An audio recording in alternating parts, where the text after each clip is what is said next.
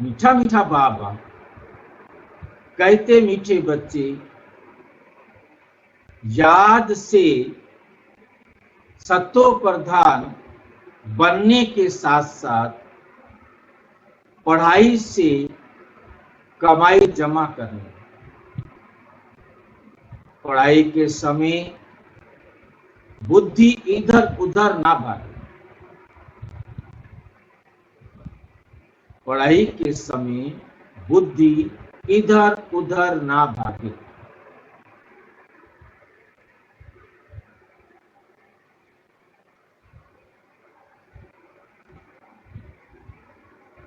क्योंकि पढ़ाई के समय बुद्धि इधर उधर भागेगी तो पढ़ाई समझ में नहीं आएगी, उसकी धारणा नहीं हो पाएगी।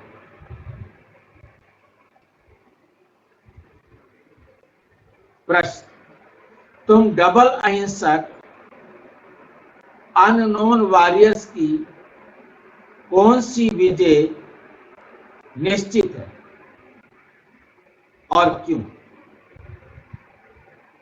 और क्यों?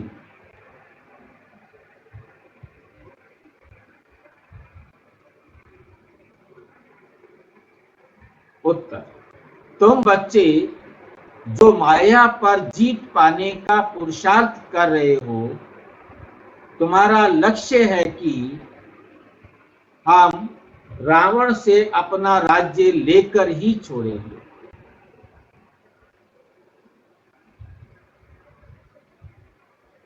ये भी ड्रामा में युक्ति रची हुई है कि सभी आत्माएं बाप से आकर अपना अधिकार प्राप्त करें।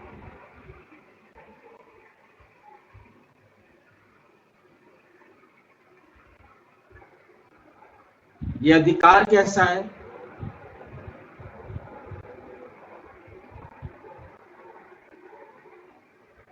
ये अधिकार कैसा है?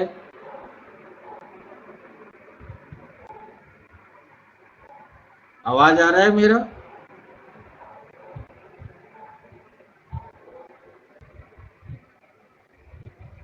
आवाज आ रही है मेरी? और पहले आ रही थी आवाज?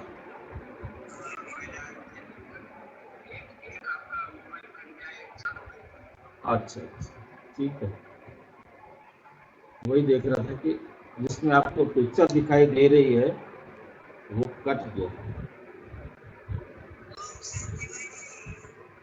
ओम शांति।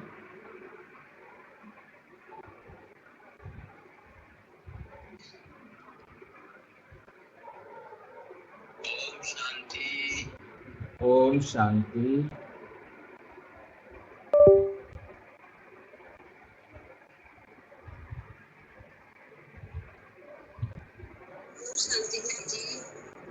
ओम शांति।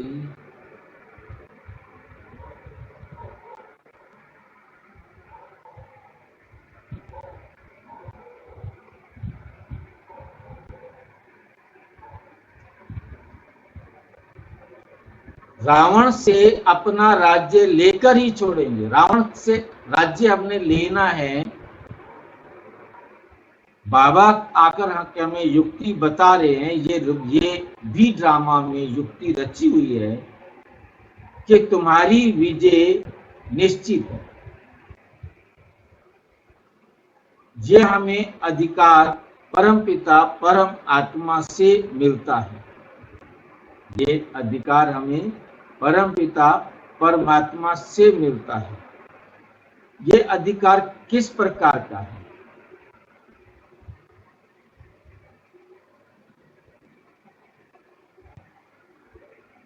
कैसे मिलता है ये अधिकार?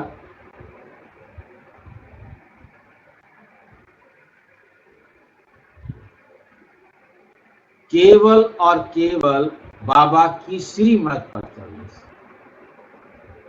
क्यों हम चलते हैं श्रीमत पर? क्यों चलते हैं हम श्रीमत पर?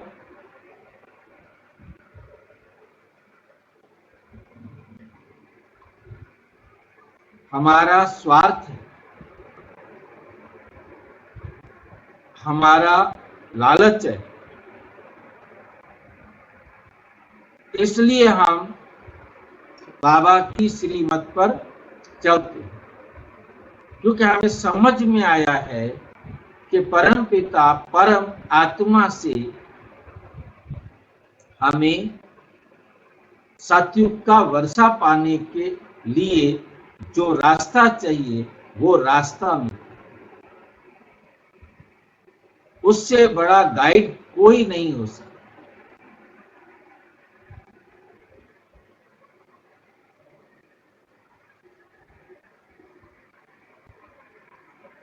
ये ड्रामा में युक्ति भी रची हुई है कि ऑटोमेटिक परमात्मा भी आए और हम आत्माएं भी मिले और हम आत्माएं अपने अपने पार्ट के अनुसार परमात्मा की डायरेक्शंस को, परम आत्मा की गाइडलाइन को अपने जीवन में धारण कर सकते। तुम्हारी विजय निश्चित है। क्यों क्यों निश्चित है हमारी विजय?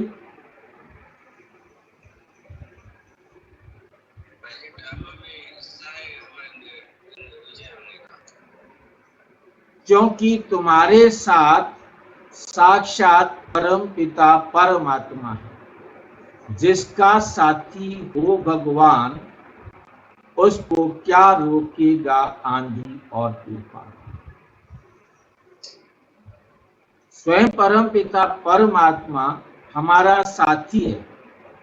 वो हमारा साथी बना है या हम उसके साथी बने?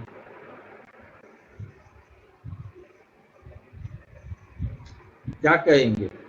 हम उनके साथ हैं जी।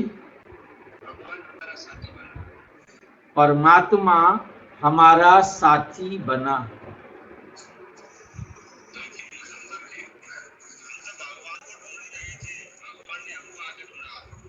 बाप ने आकर हमें अपना साथी एक्सेप्ट किया और हमने भी बाबा को अपना साथी एक्सेप्ट किया। हमें जरूरत थी, हमें गर्ज थी। हाँ आ रही है मुरली।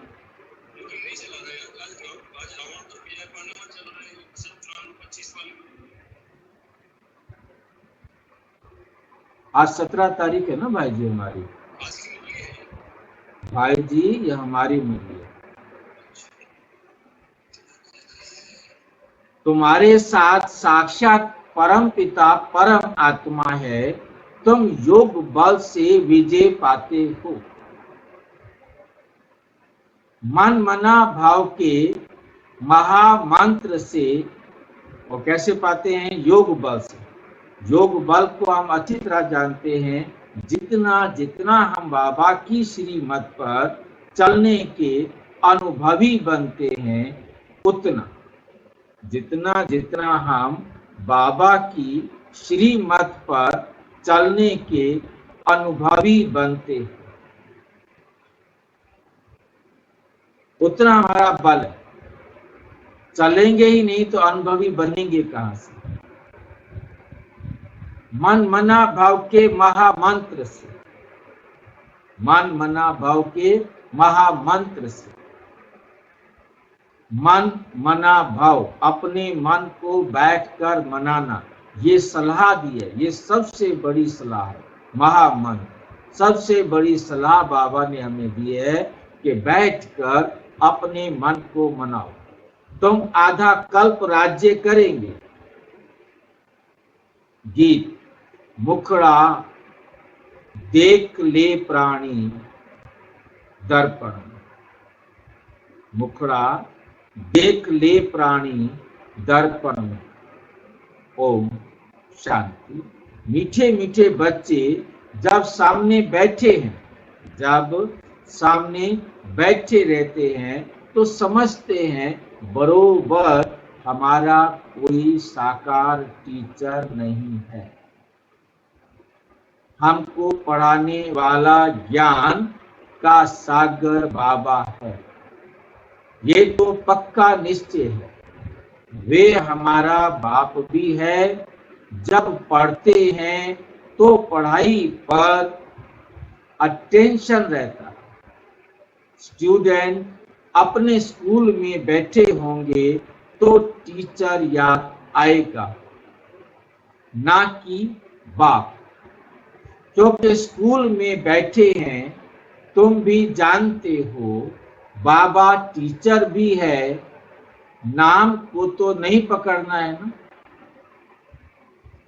नाम को तो नहीं पकड़ना है ना, ध्यान में रखना है। हम आत्मा हैं, बाप से सुन रहे हैं, ये तो कभी होता ही नहीं, ना सतयुग में ना कलयुग में होता है। सिर्फ एक ही बार संगम पर होता है। तुम अपने को आत्मा समझते हो। हमारा बाप इस समय टीचर है, क्योंकि पढ़ाते हैं। दोनों काम करने पड़ते हैं। आत्मा पढ़ती है शिव बाबा से, ये भी योग और पढ़ाई हो जाती है। पढ़ती आत्मा है, पढ़ाते परम आत्मा है। इसमें और ही जास्ती फायदा है। जबकि तुम सन्मुख हो, बहुत बच्चे अच्छी रीति याद में रहेंगे, कर्मातीत अवस्था में पहुंचेंगे तो वे भी जैसे पवित्रता की ताकत मिलती है। तुम जानते हो, शिव बाबा हमको पढ़ाते हैं। ये तुम्हारा योग भी है, कमाई भी है। आत्मा को ही सतो प्रधान बनना है। आत्मा को ही सतो प्रधान बनना है। तुम सतो प्रधान भी बन रहे हो, धन भी ले रहे हो। अपने को आत्मा जरूर समझना है। बुद्धि भागनी नहीं चाहिए। यहाँ बैठते हो तो बुद्धि में ये रहे कि शिव बाबा पढ़ाने के लिए टीचर रूप में आया कि आया। वही नॉलेजफुल है, हमको पढ़ा रहे हैं। बाप को याद करना है। स्वदर्शन चक्रधारी भी हम हैं, लाइट हाउस भी हैं। एक आंख में शांति धाम, एक आंख में जीवन मुक्ति। एक आंख में शांति धाम, एक आंख में जीवन मुक्ति धाम है। इन आंखों की बात नहीं। आत्मा का तीसरा नेत्र कहा जाता है। अभी आत्माएं सुन रही हैं। जब शरीर छोड़ेंगे तो आत्मा में ये संस्कार होंगे। अभी तुम बाप से योग लगाते हो। सतयुग से लेकर तुम योगी थे, अर्थात बाप से योग नहीं था। अभी तुम योगी बनते हो। बाप के समान योग सिखलाने वाला है ईश्वर, इसलिए उनको कहा जाता है योगेश्वर। उनको कहा जाता है योगेश्वर। तुम भी योगेश्वर के बच्चे। तुम भी कौन हो? योगेश्वर के बच्चे हो। उनको योग लगाना नहीं है। उनको योग लगाना नहीं है। वे हैं योग सिखलाने वाले, परम पिता परम आत्मा। तुम एक एक योगेश्वर योगेश्वरी बनते हो, फिर राजराजेश्वरी बनेंगे। वो है योग सिखलाने वाला ईश्वर। यहां ध्यान से समझना है, इस बात को बहुत ध्यान से समझना है। योगेश्वर किसे कहते हैं? कौन बताएगा?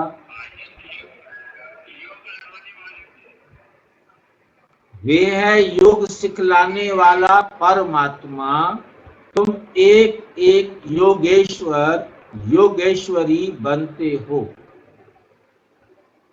लाइन समझ में आई है? इसलिए कृष्ण को भी योगेश्वर कहते हैं। उसका भी अर्थ है कि कृष्ण परमात्मा के साथ योग लगाता है, इस ईश्वर के साथ योग लगाता है, इसलिए उसे योगेश्वर कहते हैं। और दुनिया वाले समझते हैं कि कृष्ण योग सिखाने वाला ईश्वर है। बात समझ में आई है? कोई मुझे बताएं क्या है इसका मतलब? कृष्ण योगेश्वर है, क्यों और कैसे? परमात्मा को योगेश्वर नहीं कहेंगे, योग सिखाने वाले को नहीं, योग लगाने वाले को ईश्वर कहा जाता है। हाँ, योग लगाने वाले को ईश्वर कहा जाता है, योग सिखाने वाले को नहीं। तो कृष्ण जो है वो योगेश्वर नहीं है। कृष्ण को योगेश्वर नहीं कह सकते।